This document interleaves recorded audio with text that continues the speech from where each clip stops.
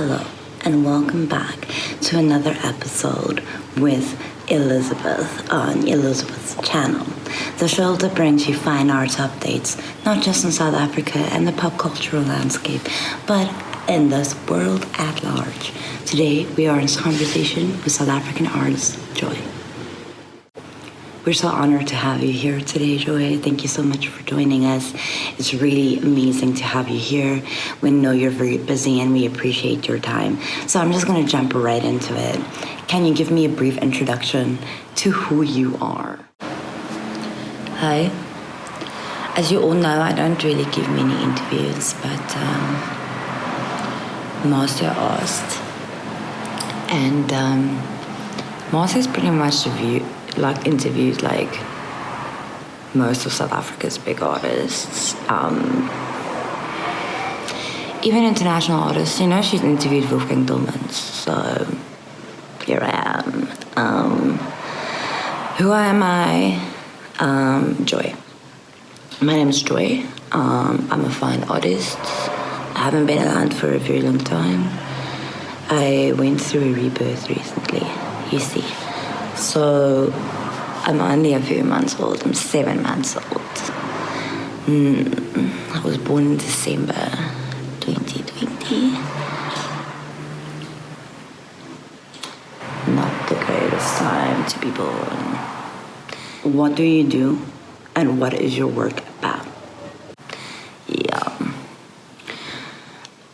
Fine artists doing biometagraphical work. So I write about myself, and you'd think, what could I possibly have to say when I'm only 7 months old? But you see, I reflect on my former life, and I reflect on the people who made me, my family, and how I fit into this world as a non-binary, non-gender conforming person, who is a feminist but not a woman.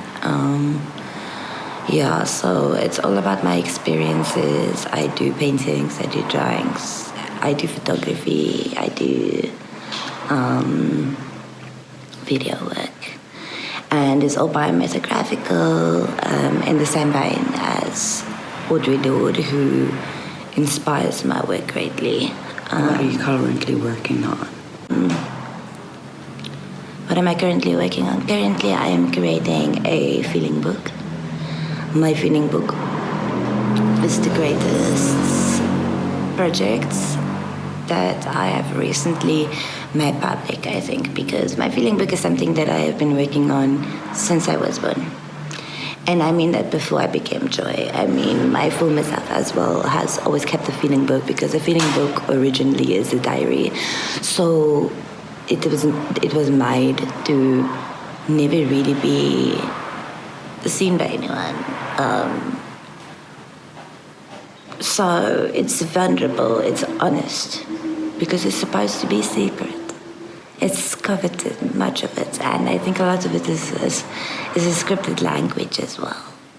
And the thing is the feeling book is supposed to, it's in the present. The feeling book is in the present, and it's supposed to catch up with the biometagraphical angle of the work, because it's a holistic timeline where the feeling book is in the present and the biometagraphical writing that I'm doing is in the past. And at some point, these timelines will converge, making for a holistic story, which talks about identity crisis, which talks about schizophrenia, which talks about illness as metaphor, Susan Sontag, which talks about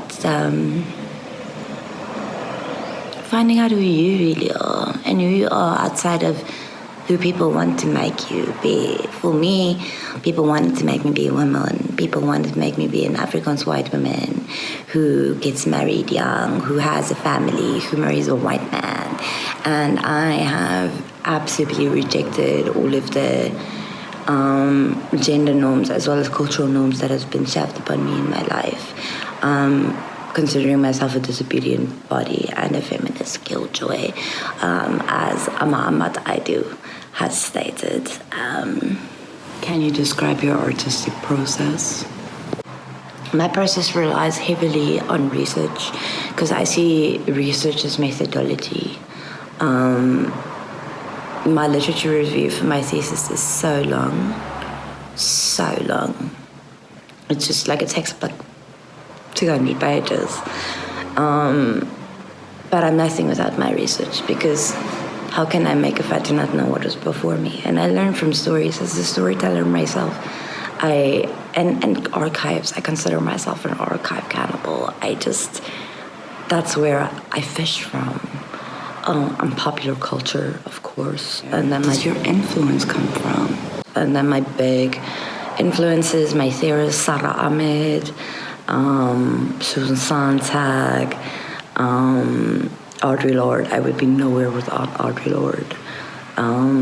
Golden Dean, Monets. These are the people who have helped me. W.E.B. Du Bois, Frantz Fanon. And in terms of artists, Sophie Calle, once again, Golden Dean. And I'm also like really moved by people like Helena Mbembe. These are the people that push me.